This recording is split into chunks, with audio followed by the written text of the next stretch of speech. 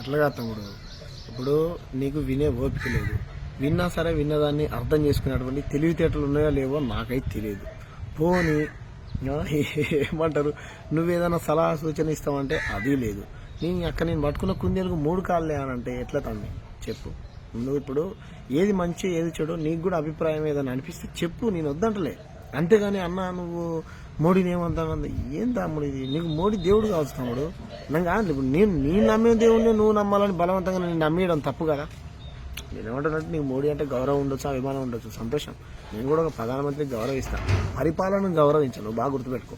ఇప్పుడు ఇప్పుడు ఎప్పుడు ఆ మల్లిగాడు వాడు దొంగ మల్లిగాడు మాట చెప్తాడు, ఎవడా కేసీఆర్ బాతాల పోసేట్టు 4 కోట్ల మంది ప్రజలకు జీతగాడు అని ఉంటాడు. నేనేం చెప్తానంటే 140 కోట్ల మందికి మీ చౌకీదార్ జీతగాడు తమ్ముడు.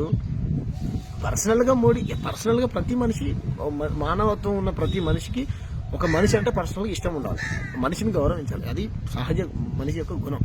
ఇప్పుడు నేనేం చెప్తున్నా అంటే తెలంగాణలో గుడి కట్టిరు కేసీఆర్ గారికి, అట్లనే నువ్వు కూడా నీకు ఆయన కీర్తించుకోవాలనుకుంటే ఒక పెద్ద గుడి కట్టుకో, అయోధ్య కంటే పెద్ద గుడి కట్టు. కానీ అన్న నువ్వు మోడీని ఏమనొద్దాను అంటే నేను ఏమనొద్దు అనడానికి నువ్వెవరు తమ్ముడు నాకు అర్థం కాదు. అంతే కదా, నీకు ఆయన పరిపాలన మంచుకుంటే పరిపాలన మీద కీర్తిస్తూ పెద్ద పెద్ద ఏమంటే వ్యాసాలు రాయి, కీర్తనలు రాయి, రచనలు రాయి, పాటలు రాయి, భజన చేయి, కాశ్మీర్ నుంచి కన్యాకుమారి దాకా పాదయాత్ర చేసి ప్రచారం చేయి అంటలే కదా.